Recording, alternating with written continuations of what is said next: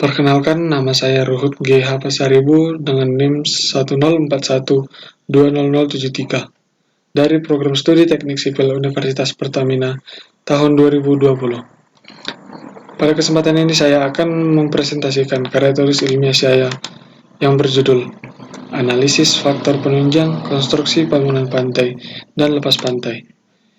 Karya tulis ilmiah ini saya susun untuk para pembaca, terlebih dalam menambah pengetahuan mengenai bangunan pantai dan lepas pantai. Metode penelitian yang saya gunakan yaitu metode penelitian kualitatif, di mana dengan menggunakan metode penelitian kualitatif ini, pada proses pembuatannya yaitu dengan mengumpulkan ide-ide yang mendukung penelitian ini berdasarkan proses analisa. Pada tahap pengumpulan data, meliputi tahap observasi, analisis visual, serta studi pustaka. Kemudian, hasil analisis seluruh data yang dikumpulkan dapat ditarik kesimpulan berdasarkan faktor pendukung konstruksi bangunan pantai dan lepas pantai, dilihat dari bidang sosial, budaya, dan didominasi oleh faktor ekonomi.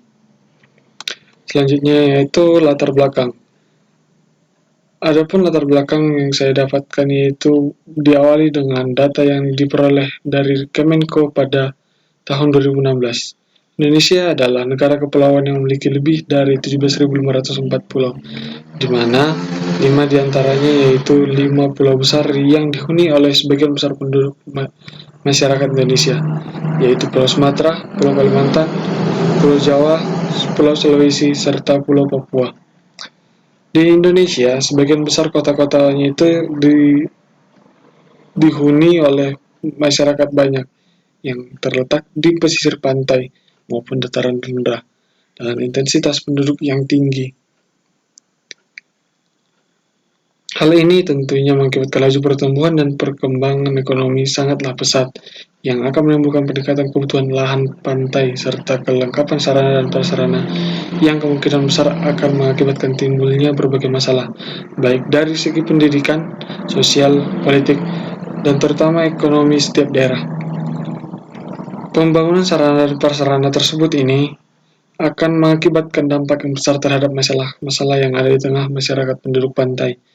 Beberapa masalah tersebut mencakup erosi pantai, tanah akibat endapan pantai, pemblokan dan pendangkalan muara sungai, dan penurunan tanah dan intrusi air asin akibat pengumpahan air tanah yang berlebih.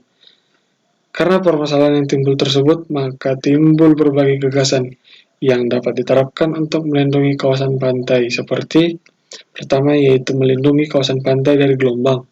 Kedua, melakukan pemindahan atau penambahan material sedimentasi pasir ke dalam daerah yang terkena erosi. Ketiga, melakukan perbaikan ekosistem bawah laut, sekaligus kontrol hidrodinamika air yang menyebabkan erosi. Selanjutnya itu mengenai deskripsi singkat. Penggunaan bangunan pantai dan lepas pantai merupakan faktor pendukung keberhasilan pengembangan kawasan pantai. Hal ini tentunya didukung oleh ketersediaan material ataupun di dekat lokasi pekerjaan, kondisi pantai dan dasar laut, kedalaman air, serta akses penghubung menuju objek pengembangan. Penelitian mengenai tanah dan kondisi pasir pantai menjadi sasaran utama pembangunan sebagai lokasi pembangunan, sehingga stabilitas pembangunan dapat terjamin. Pada pembahasan yang ini yaitu membahas mengenai pantai, mengenai definisi daratan, definisi lautan. Dan adanya pembagian antara daratan dan lautan ini ada diindikasikan yang mendukung untuk dibangunnya berbagai jenis sarana dan prasarana, baik di pantai maupun di lepas pantai. Mengapa demikian? Karena sumber kekayaan alam terbesar ada pada kawasan pantai itu sendiri. Dan dari sini nanti, suatu wilayah dituntut untuk dapat memanfaatkan segala isinya untuk dikelola dengan baik dan benar. Poin-poin pendukung karya ilmiah. Yang pertama yaitu pengertian dasar dari bangunan pantai dan bangunan lepas pantai. Yang kedua yaitu dasar perencanaan, meliputi angin, pertimbangan gelombang, sedimentasi pantai, serta studi mekanika tanah. Yang ketiga yaitu bangunan pelindung pantai. Pada proses konstruksi bangunan pantai maupun bangunan lepas pantai, tentunya kita membutuhkan salah satu ataupun beberapa bangunan yang fungsinya untuk melindungi kawasan pantai tersebut. Di antaranya yaitu dinding pantai, breakwater, serta groin. Yang keempat yaitu dampak dari pembangunan terhadap kehidupan masyarakat. Tentunya peran teknik sipil sangat penting pada pembangunan ini, di mana pembangunan tersebut akan berpengaruh besar terhadap kehidupan masyarakat, terlebih pada kegiatan ekonomi yang akan diberlangsungkan dengan dukungan dari sarana dan prasarana yang akan dibangun nanti. Bagian penutup yang pertama yaitu kesimpulan. Konstruksi bangunan pantai dan lepas pantai ini erat pengaruhnya dengan masyarakat sekitar, dikarenakan pusat pengembangan ekonomi masyarakat sebagian besar bersumber dari pantai, sehingga dibutuhkan fasilitas yang memadai terhadap perekonomian masyarakat pantai.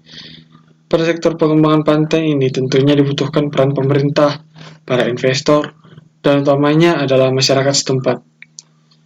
Setiap perubahan yang dilakukan tentunya ada saat di mana sesuatu hal yang tidak diharapkan akan terjadi seperti perubahan pola arus yang belum teridentifikasi, yang nantinya diperoleh oleh pasang surut air laut, kedalaman laut, dan sedimentasi, adanya perluasan lahan sebagai sektor pengembangan usaha, dan tidak menutup kemungkinan akan adanya wilayah kumuh, serta pertimbangan besar akibat gangguan alam.